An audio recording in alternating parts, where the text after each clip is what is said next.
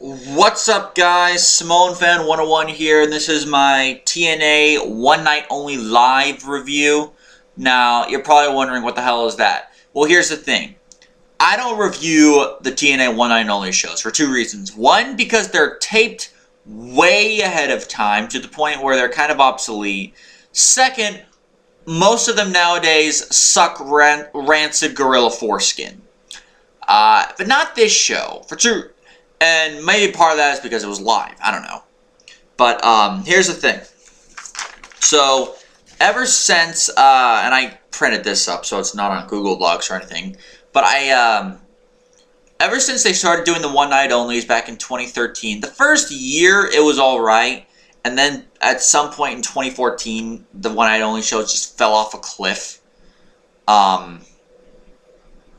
Yeah, we would have one good show here and there, but for the most part, it was just complete garbage. And then in the beginning, I may have reviewed it, I may not have, but in the beginning of last year, we had a TNA One Night Only pay-per-view, which ended up being Kurt Angle's last live TNA pay-per-view that he would ever have before leaving, because in terms of the shows and the tapings, later that month he was gone. But in terms of being on TV, he was gone by March. He worked television, obviously. But the thing is, that was actually a decent show. That had a tag team match with the Wolves against Angle and I believe, yeah, here it is. So you had Tigre Uno against DJZ, Mark Andrews, and Crazy Steve, all of whom I think are gone from the company except for DJZ. I think he's still in TNA.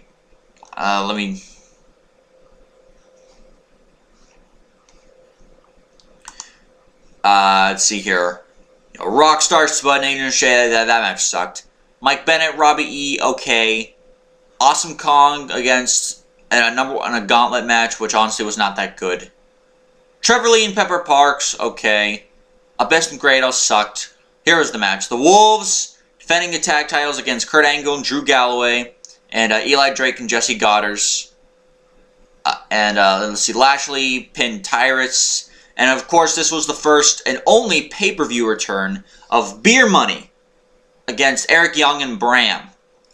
And my point, even though it wasn't the greatest pay-per-view, my point was that was actually a decent show compared to all the others, most of the other one-night only shows. Maybe not with the greatest of matches, but it was actually like an actual TNA pay-per-view. It wasn't built as much, but it felt like an actual TNA pay-per-view that was building to something.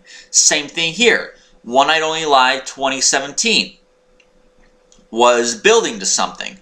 It told stories. It had storylines that were happening on TV, not just some random matches like Joker's Wild and Victory Road and who knows what else. They once had an extravaganza which was devoted to the X Division until they cannibalized the X Division to only a few wrestlers at a time. But thankfully, with Jeff Jarrett back in charge, they're bringing it back. Anyway, I'm going off tangent. This was a 9-match card. Not all the matches were good. In fact, a couple of them were either wasteless and one of them completely sucked. But let's get into it. Opening match was actually Bobby Lashley came out for a brief promo. This was when Lashley was not world champion, was feuding with Eddie Edwards, and somehow, I forget exactly how it happened, but because he had several matches with him, but at some point, Lashley was cost the world championship, supposedly by Davey Richards, which caused and he blamed Davey Richards for it. Richards came out, basically to answer Lashley's challenge, because apparently they had a match, and they went at it in the opening match, and they had the second best match on the card. Not surprising considering the talent involved. It was Lashley and Davey Richards.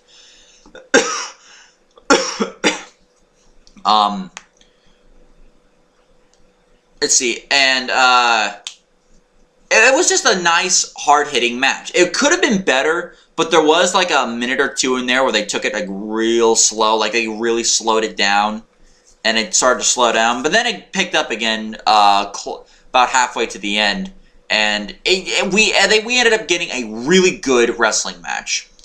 Davey Richards, he started out. I think Lashley got the attack in. He started out. He threw Lashley to the outside, and hit a boot. Basically hit Sami. Not as good as Sami Zayn's, obviously, but hit like the Yakuza kick. I keep wanting to call it the ole kick, or whatever the hell, the haluva kick. That's what it's really a Yakuza kick, but yeah, I might as well call it the Yakuza kick for Davey Richards. He doesn't he uses it. He used it against like Lashley on the outside over the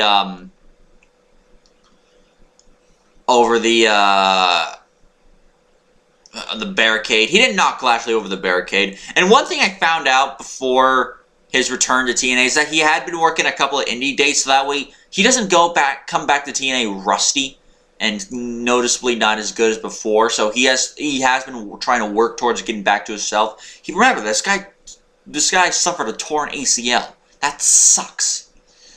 And like from the last spot of that match with Beer Money, which also sucked. But yeah, with that said, it was but thankfully came back good, and it really showed here in this match. At one point, I think Lashley, he got a neck breaker, and then basically just worked heat over Richards. He was really good here. This part of the match did slow down a little bit, but it wasn't that bad. And other than this part, the match was pretty much fun from beginning to end. I just think it could have been a little better considering who Davey Richards was in it, because he is better than Eddie Edwards. But maybe it's just me. Maybe I'm just being a dick. Maybe I'm just being overly pessimistic about it. I don't know. But I still really like the match though. Davey Richards at one point, he got Lashley down. He hit the top rope double foot stomp, didn't work. Later on, he hit a few topes through the ropes. The first two topes, I gotta say, looking back on those topes, they reminded me a lot of King Cuerno and how he does his topes in Lucha Underground. Not a little less cool than King Cuerno, but the fact that he literally shot through the air like a freaking arrow or a bullet, and and while he had his arms out like this, he basically went head first against Lashley, much like how King Cuerno does. Like when in his opponents in Lucha Underground, which is pretty cool. There was a point in the match when Lashley did a power slam to Davey Richards on the apron, which had to suck big time. I mean, jeez, that really, and you could see it too, because for a second there, Davey Richards was lying on the mat with his lifeless prone body. And, he got slammed into a little weak, but slammed into the steps by Lashley. He got a superplex. He tried to do, I guess, the Seth Rollins Falcon's Arrow, but he didn't actually turn over and sit down with the suplex. So he really just did a superplex from the top rope, and then rolled over and just gave him another suplex. That's basically what happened. Yeah, that was pretty much, and that was cool. He got the ankle lock a couple times on Lashley. Lashley rolled through. Davey Richards ran to the ring post, and this is the end of the match. Davey Richards had the ankle lock. Lashley rolled through. He went to the ring post. Lashley was going to go for a spear, but because Davey Richards worked on the leg, worked on the ankle, he couldn't actually run for the spear. Davey Richards got a quick kick, like a diving kick almost. Not a drop kick, but just like a Kind of like similar to Eddie Edwards' Boston Knee Party, just with his leg and lower. He got that kick on Lashley's head, went for the ankle lock again, and then Lashley countered it into a like an arm bar or something like that. It was an arm bar, a key lock, or something like that. It's not exactly sure how he did it. Pretty sure it was like a key lock. I forget. Who cares? He got it with an MMA move, and Davey Richards tapped out. End of story. I will say that I just forgot something. I will say there was this one moment. If you remember Brock Lesnar, late 2003, early 2004, he was using this thing called the Brock Lock, which basically took his opponent's body, and I'll explain why I'm saying this. He twisted his opponent's body. He put their leg behind him, kind of similar to the Chris Jericho's Lion Tamer, except instead of doing it in like a Boston Crab position, he stretched the leg and their body so far to the point where he would put their legs behind his head and just stretch that leg down and just, contort the body. Believe it or not, at one point, Davey Richards did do it to Lashley here. So I'm like, wait a minute. And so I watched the pay-per-view just earlier today, and so I could review this. And I was like, wait a minute. He just did Brock Lesnar's old submission hold that he didn't use that much. He did the Brock Lock. That was actually pretty cool. Next, and this was the second best match of the night. Next was the third best match of the night, which was an X Division Championship elimination match. It was DJZ defending the X Division Championship against Braxton Sutter, Andrew Everett, and Trevor Lee, who were still partners at the time. As of recording this, this is the night before Slammiversary, and I don't know exactly where Andrew Everett is, and Trevor Lee is by himself. No Gregory Helms to be seen at all. But the match itself was actually pretty good. Nice, flippy action. Good dynamics from all four guys. I did like Braxton Sutter here. He wasn't a high-flying kind of guy, which puzzles me as to why he was in the X Division originally and not, just in any other spot. That always did get to me. But other than that, this was a pretty good match. Let's see here. Being it was an elimination match, the first one that was eliminated was Andrew Everett, and what happened was, I believe it was a wheelbarrow pin. But what happened is, Davey, DJZ was going for his finish, which was he would roll forward and then get like a jumping DDT on the person. That's what he would do. Trevor Lee threw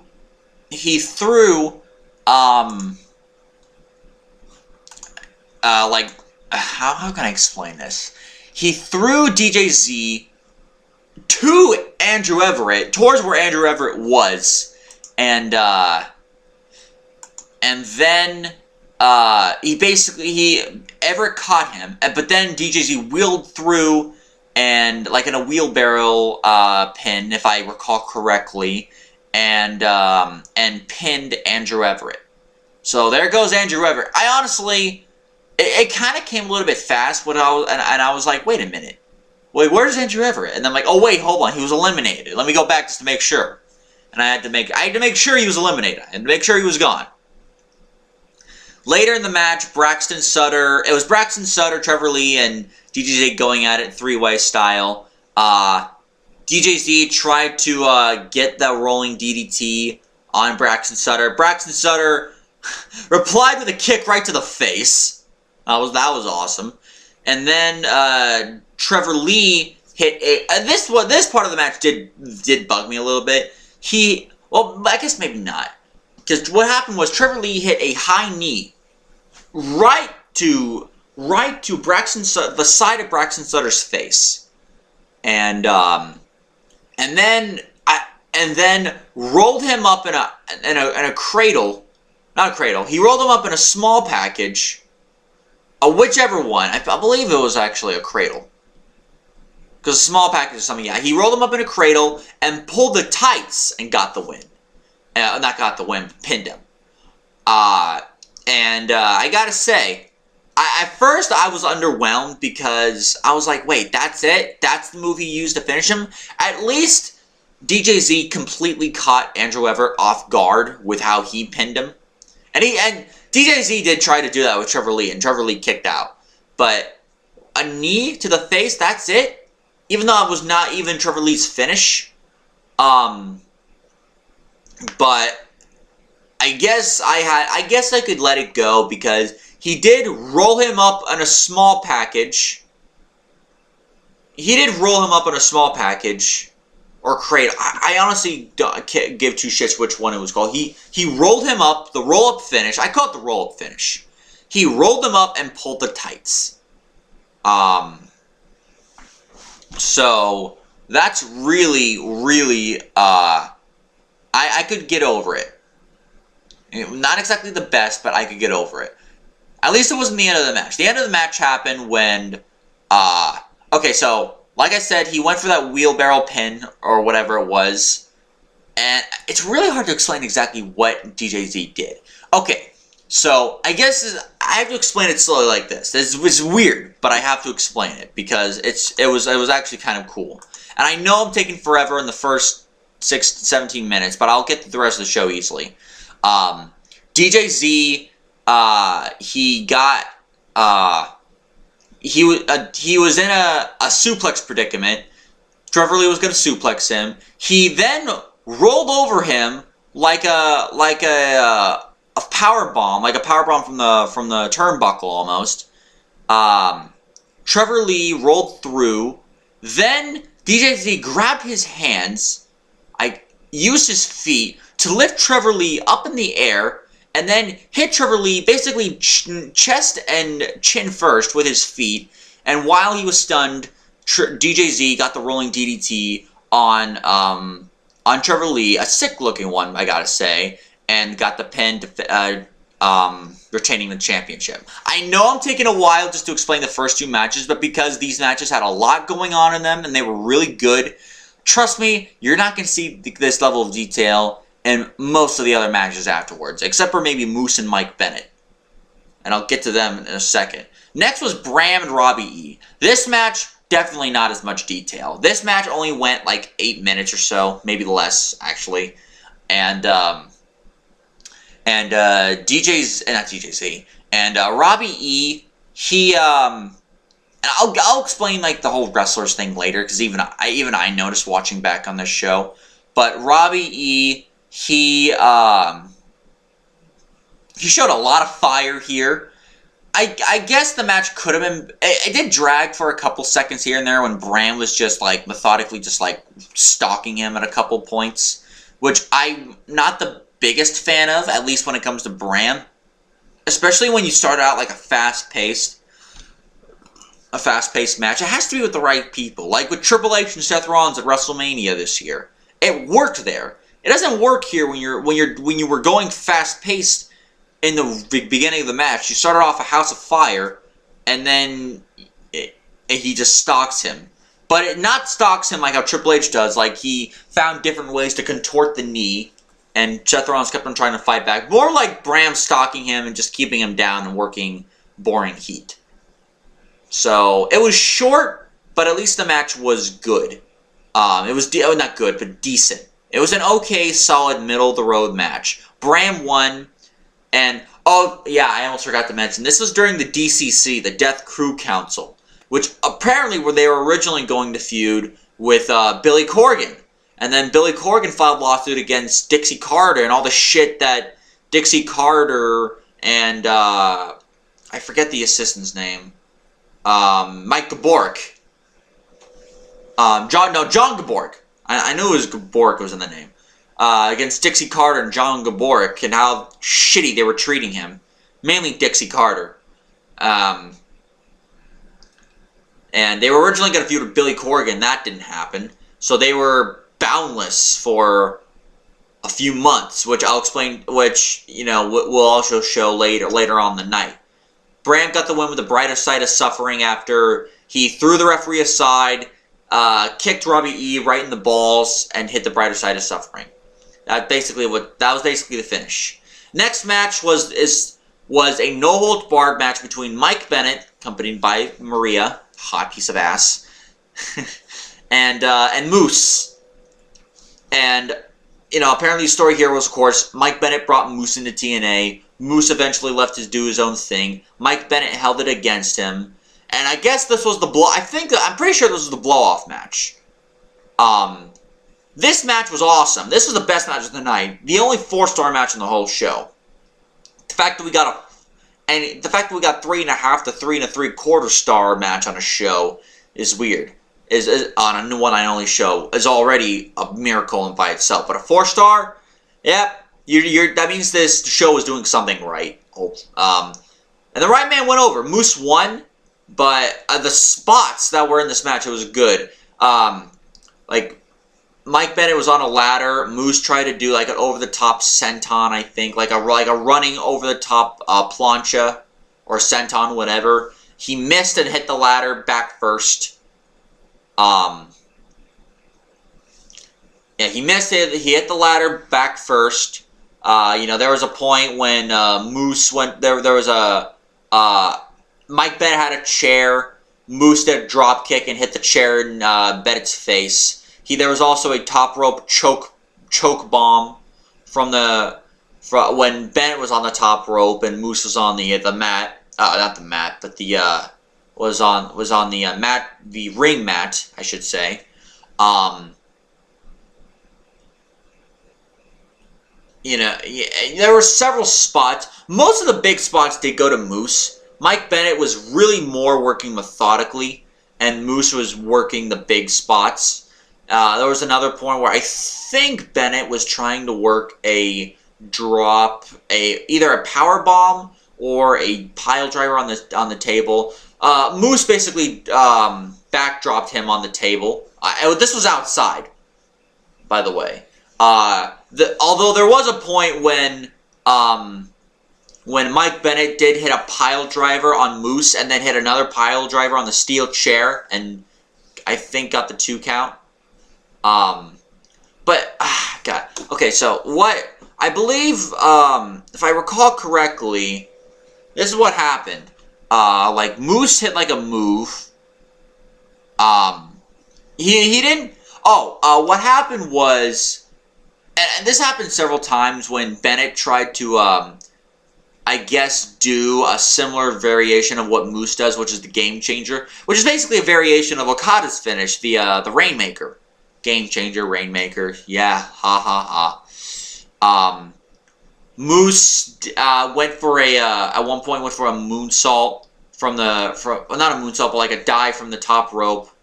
A little bit of a delayed jump because he slipped, but it actually kind of worked because Mike Bennett hit when he jumped for the dive. Mike Bennett hit a cutter through a table, which was pretty good. You know, and that was pretty good. This is when the ending of the match happened.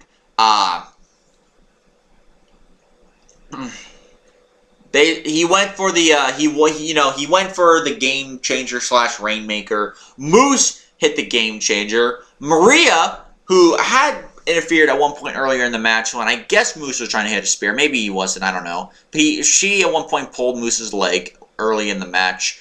Here she went in the ring, basically shoved the referee to break up the count after Moose hit the Game Changer. Moose threatened to beat up Maria.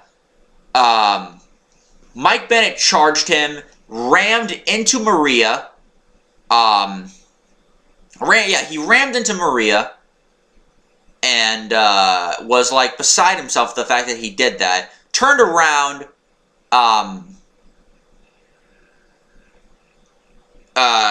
turned around and ended up getting a game changer from Moose. And 1, 2, 3, Moose won the match. This match was awesome. This was the best match of the night. And, you know, I guess comparing it to the last few pay-per-views that I've watched on the main roster, where it's been so fucking underwhelming with the exception of maybe one great match each show. This was the one great match, but there was also other matches to complement it. You had the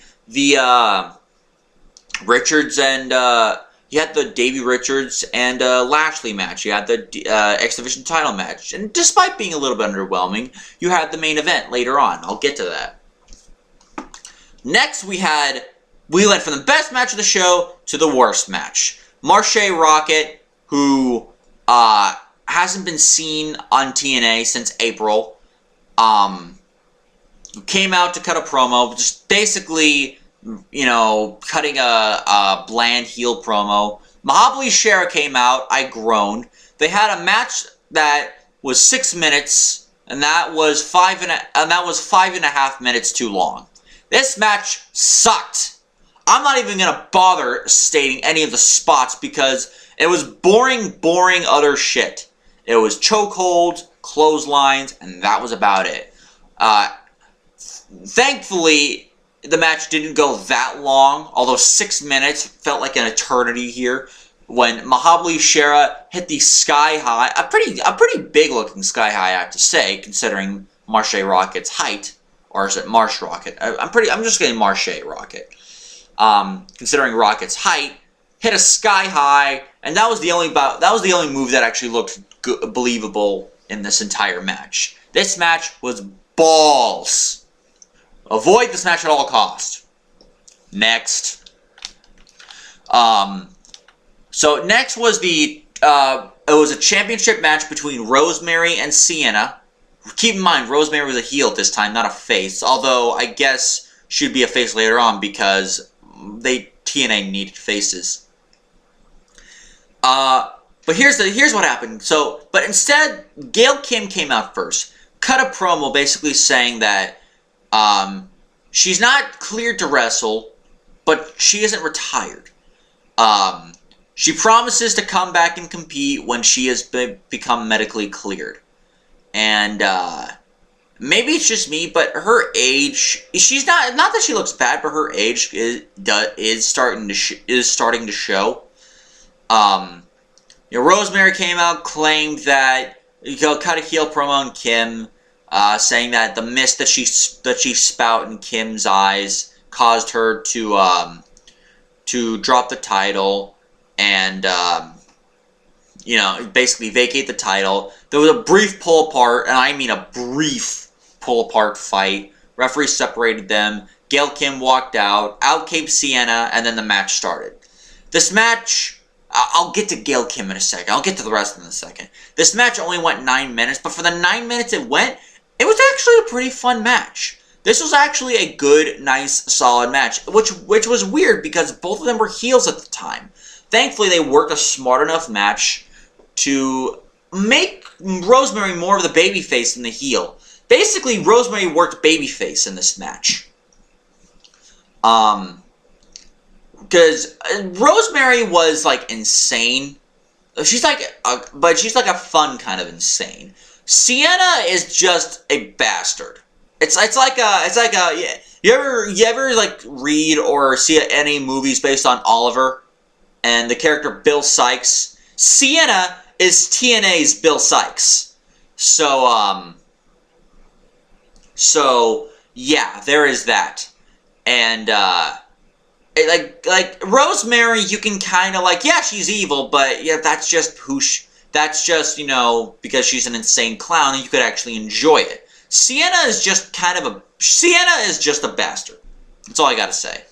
And one thing I will say about Sienna, she keeps doing this as her symbol. What the hell does this even mean? And hell, Rosemary made her pay for it because she was doing a submission, like a key lock armbar type of submission, behind Rosemary's back, And she did that. She did the pinky thing, and then Rosemary bit her pinky. Yeah, maybe you should not. Yeah, don't do that during a match because you will get bit.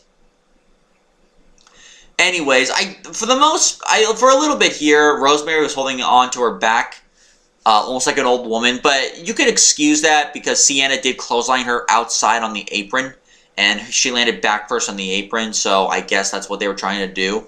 But this was a nice, solid match with Sienna not exactly playing a monster, but playing the bigger person, more like a bully kind of character. And Rosemary won after hitting the mist because Sienna just would not stop trying to go against the referee and hurt Rosemary. And she shoved the referee aside. She shoved Earl Hebner, actually, aside. And when Earl Hebner was out of commission for a few seconds, Rosemary hit the mist. She hit the Red Wedding, which is actually her female version of the F5, and got the pin. It was a heel versus heel, so it was kind of hard for the crowd to get into it at the very beginning. But they worked a smart enough match in order to do it. So I gotta give kudos to both Rosemary and Sienna for doing it. Earlier I said I would explain with the DCC later. I want Jessie Godderz and James Storm. They had a match here.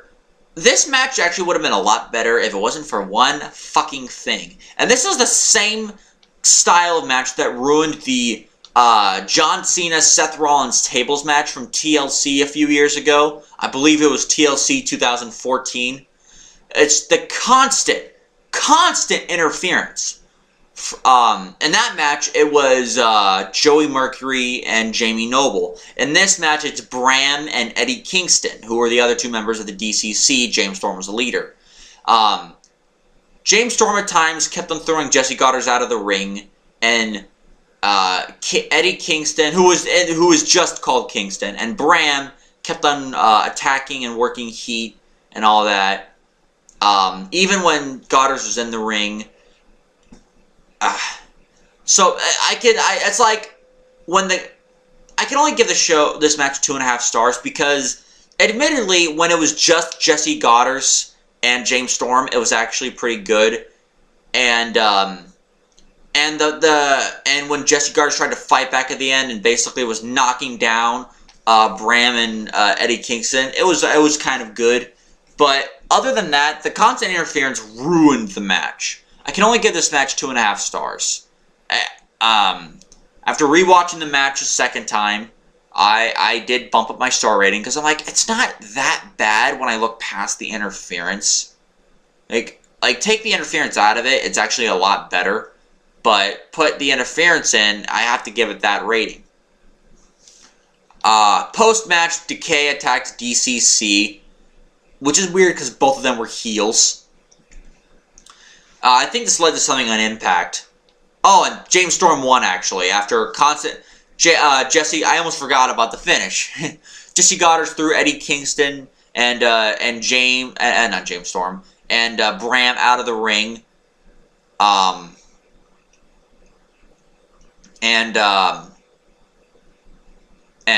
after he did that, he was going to go after James Storm. Storm hit the super kick on him, the glass call super kick, and got the pin. Basically, that's what happened. Next up, the Broken Hardys were defending the Tag Team Championships against Eli Drake and Tyrus. This was I think the first time we really saw the duo of Eli Drake and Tyrus. Eli Drake and Tyrus, they didn't make a bad team, but, Tyrus, or Brodus Clay as he was in WWE, is not exactly the greatest worker. He's a person... Tyrus is a personality. He is a good personality, but not a good worker, which is sad because personality can make up for a lot. But if you're not that good of a worker in this day and age, you're not going to go that far. Key point, Tyrus. The Hardys, they tried their best, and we ended up getting a 2.5 star match. This match was actually okay, especially even though they were working on heat for a while on Jeff Hardy. Sorry about that. And heck, when Eli Drake was in there, it was pretty good. When Tyrus was in there, not so much. He was slow. He was sloppy. Not that he didn't hit his moves, but it was sloppily hit. But they tried.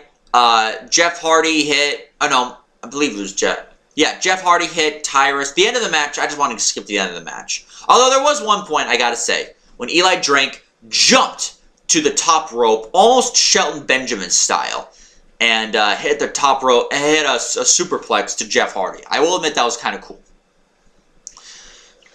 The Hardy Boys, they won when Jeff Hardy hit Tyrus outside on the mat with a twist of fate. Then he went in the ring, hit Eli Drake, twist of fate, Stone Cold Stunner style, I guess, like a sit-out style. Matt Hardy hit his own twist of fate, and Jeff Hardy went to the top rope, hit the Swanton Bomb, and got Eli Drake for the pin. They retained the championships. Main event was Eddie Edwards defending the World Heavyweight Championship against EC3. Both of whom were baby faces here. Then Lashley came out with right when they were about to wrestle. Lashley came out with a steel chair, and you think he would use it, but instead he was on the stage. He sat there on the steel chair, and then EC3 and Eddie Edwards wrestled. They wrestled for a little bit, a decent back and forth, but it did feel a little bit too slow for me. Especially considering the fact the last two matches were kind of slower matches, so we needed a little bit more of a fast-paced match here. Not that they didn't get one down, not that we didn't get it in the last few minutes of the match. We did, but I'm talking about a little bit more fast-paced, especially considering the fact that Eddie Edwards is in the match. And EC3 can go fast-paced. He's shown that he could do that.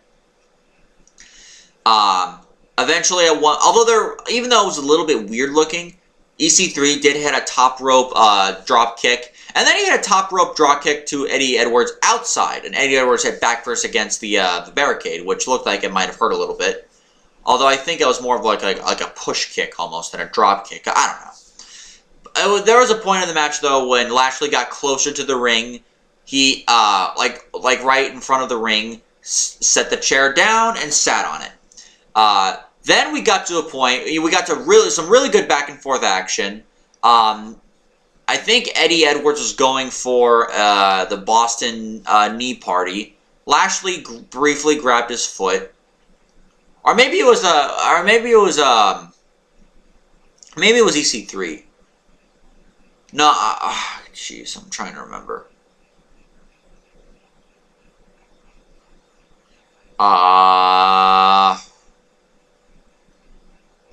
Actually, oh wait, I almost forgot. There was one spot that was actually kind of good. There was Eddie Edwards did jump from the middle rope and hit like a code breaker, like a Jericho style code breaker. I think that should have put EC3 down for a few seconds, but he wasn't that harmed by it. He didn't lay flat on his back. Maybe it was just me, because I'm so used to Chris Jericho hitting a code breaker as a finish. It's probably just me.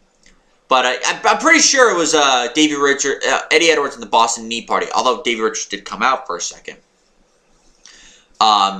He went to get a dive on... it was Eddie Edwards, because what happened was...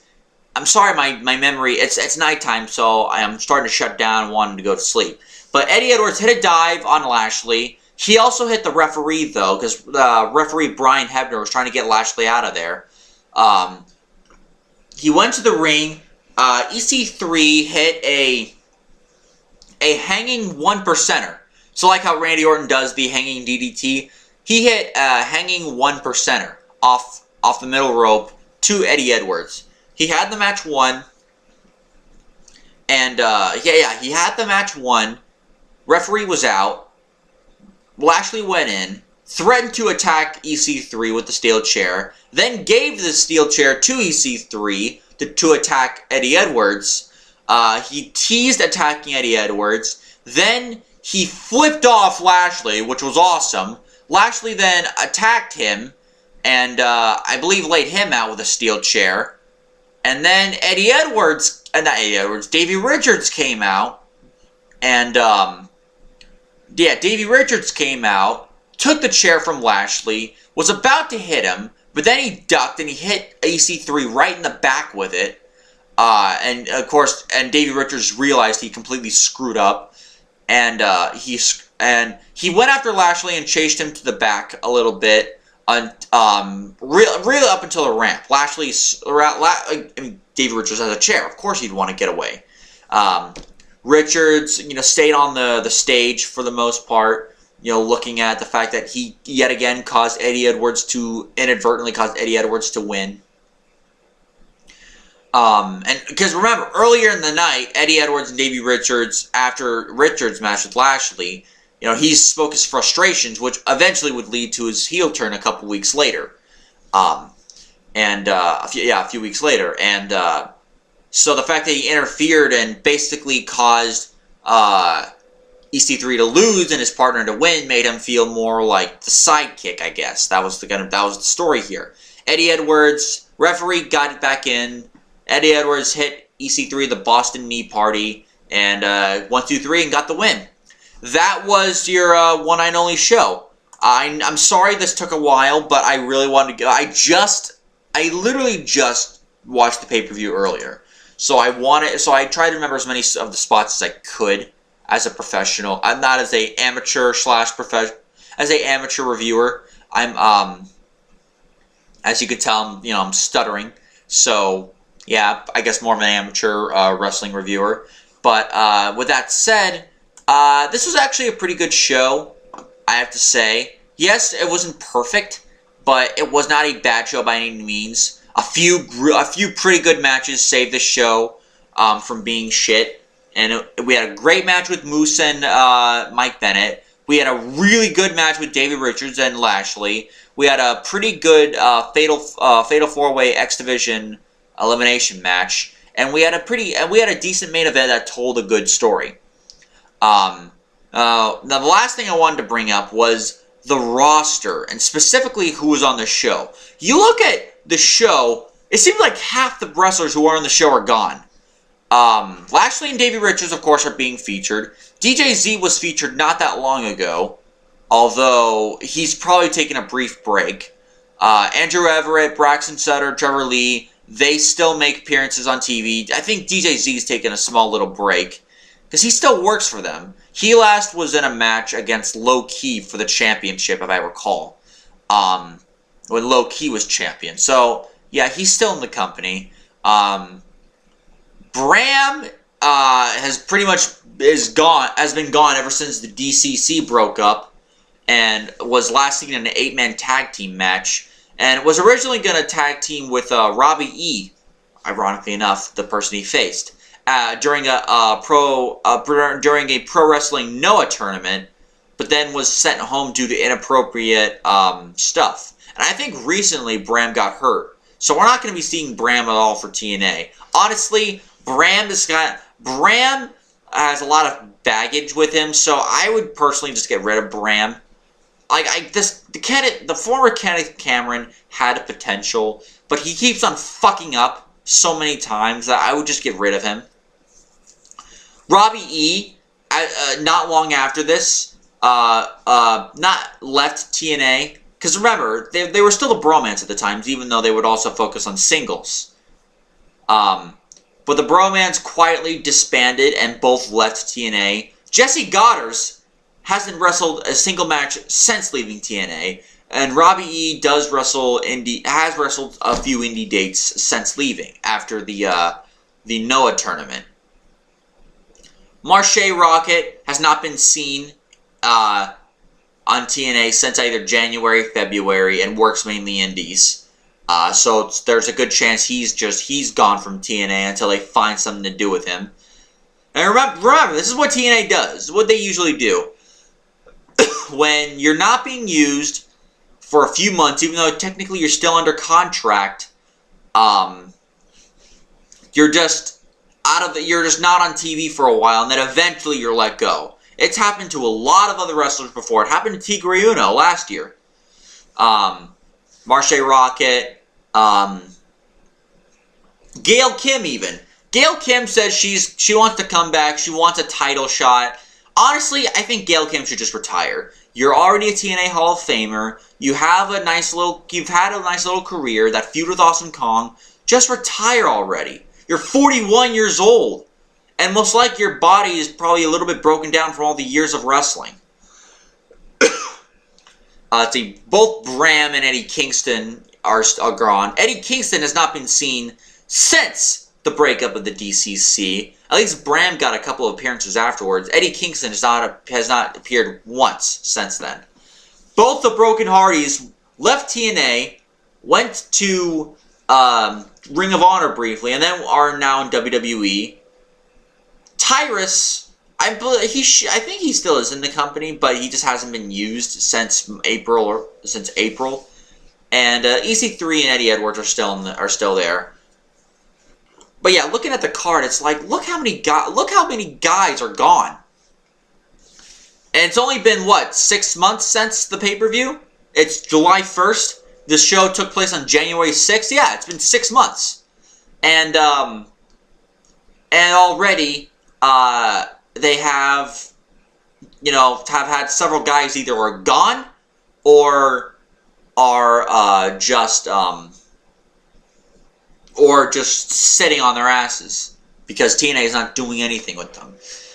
And back on the Gail Kim thing briefly, Gail Kim is no longer signed with TNA, but she says she will return when she's medically cleared. At this point, I don't think she's going to get medically cleared. I think either that or she's like Kurt Angle and just talking out of her ass and just trying to hype up people for a return that will never happen. But who knows?